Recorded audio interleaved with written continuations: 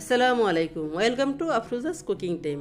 আজকে আমি আপনাদেরকে খুবই সুস্বাদু একটা রেসিপি তৈরি করে দেখাবো, আচারি বেগুন। খুব সহজ এবং গড়ে থাকা কয়েকটা উপকরণ দিয়ে খুব সহজে কিন্তু এই রেসিপিটা তৈরি করা যায়, আর এটা যে কোনো কিছুর সাথে পরিবেশন করতে পারবেন।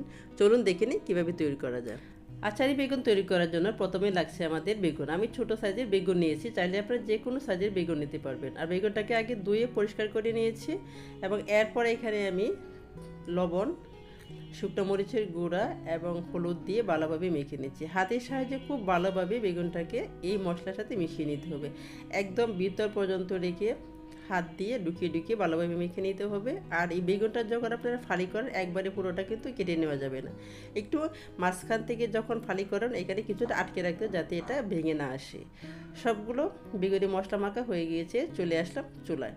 চুলায় একটা প্যানে আমি এখানে পরিমাণ মতো তেল দিয়ে দিচ্ছি। তেলটা যখন হালকা গরম হয়ে আসবে, এরই মাঝে এই যে মশলা মাখা বেগুনগুলো একে একে দিয়ে দিচ্ছি। সবগুলো বেগুন আমি দিয়ে দিয়েছি এবং চুলার তাপটা মিডিয়ামে রেখে এক পাশ ভাজা হয়ে গেলে তারপর উল্টে দিচ্ছি। আপনারা চামচের সাহায্যে উল্টে নিতে পারবেন, কিংবা এই বা বোটার সাহায্যে আমি যেভাবে করেছি ঠিক সেভাবে উল্টে দিতে পারবেন। উল্টে পাল্টে দুই পাশ ভালোভাবে ভেজে নিতে হবে এবং এই ভাজার ভিতরে বেগুনটাকে ভালোভাবে সিদ্ধ করে নিতে হবে। উল্টে পাল্টে ভালোভাবে ভেজে নিচ্ছি। দেখতেই পাচ্ছেন আমি কীভাবে উল্টে দিচ্ছি। যখন দুই পাশ ভালোভাবে ভাজা হবে, আমি আরেকটু নেড়ে চেড়ে দিচ্ছি। এরপরে চুলা থেকে উঠিয়ে নিব। তেল থেকে উঠানোর সময় চাইলে আপনারা এই বটা ধরে উঠিয়ে নিতে পারবেন, চাইলে চামচের সাহায্যেও আপনারা এটাকে উঠিয়ে নিতে পারবেন। আমি প্রথমে একটা চামচের সাহায্যে উঠিয়ে নিচ্ছি, যেহেতু খুব ভালোভাবে সিদ্ধ হয়েছে। দেখতেই পাচ্ছেন খুব নরম হয়েছে কিন্তু বেগুনটা। আর এটা ভাজার ভিতরে সিদ্ধ করে নিতে হবে, আমি আবারও বলছি। এখন দেখতে পাচ্ছি আমি বটা ধরে কিন্তু সিদ্ধ করা বেগুনটাকে উঠিয়ে নিচ্ছি তেল থেকে। এখন আমি এটাকে একপাশে রেখে দিচ্ছি। সেই সাথে যে প্যানে আমি এই বেগুনটাকে ভেজেছিলাম, একই তেলের ভিতরে হাফ কাপ পেঁয়াজটাকে একটু সফট হয়ে আসলে তারপরে এখানে 3 টেবিল চামচের মতো পেঁয়াজ বাটা, 1 চা চামচ আদা বাটা, 1 চা চামচ রসুন বাটা। এই মশলাটাকে নেড়ে চিড়ে ভালোভাবে কাঁচা স্মেলটা যাওয়া পর্যন্ত ভেজে নিচ্ছি। যখন ভাজা হয়ে যাবে, এর মাঝে হাফ চা চামচ হলুদের গুঁড়া, 1 চা চামচ লাল মরিচের গুঁড়া, হাফ চা চামচ দিলাম ধনিয়ার গুঁড়া, হাফ চা চামচ জিরার গুঁড়া। আর জালটা আপনাদের টেস্ট অনুযায়ী দিতে পারেন। একটু নেড়ে চেড়ে ভালোভাবে আমি ভেজে নিয়েছি, এখনও পানি ব্যবহার করিনি। এরপর এখানে আমি হাফ কাপ পরিমাণ পানি দিয়ে নিচ্ছি। পানি দিয়ে ভালোভাবে নেড়ে চেড়ে মিশিয়ে নেব এবং ডাকটা দিয়ে এটাকে ডেকে দিব মশলাটাকে ভালোভাবে কষা হওয়ার জন্য। ডাকটা দিয়ে ডেকে দিয়েছিলাম, ডাকটাটা সরিয়ে নিয়েছি। দেখতেই পাচ্ছেন তেলটা কিন্তু উপরে বেশি আসছে। এরপরে আমি দিয়ে দিলাম স্বাদমতো লবণ।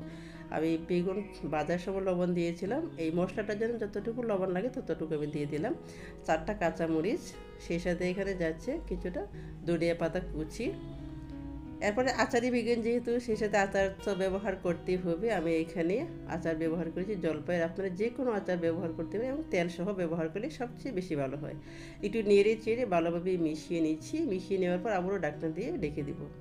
ঢাকনাটাকে সরিয়ে নিচ্ছি। এই তো দেখতে পাচ্ছেন উপরে কিন্তু তেলটা বেশি আসছে আর আমার মশলাটা খুব ভালোভাবে কষা হয়ে গেছে। আর এই মশলাটা যত ভালোভাবে কষা হবে, আপনার রেসিপিটা খেতেও কিন্তু দারুণ মজা হবে। দেখতে পাচ্ছেন কালারটাও কিন্তু অনেকটা চেঞ্জ হয়ে আসছে।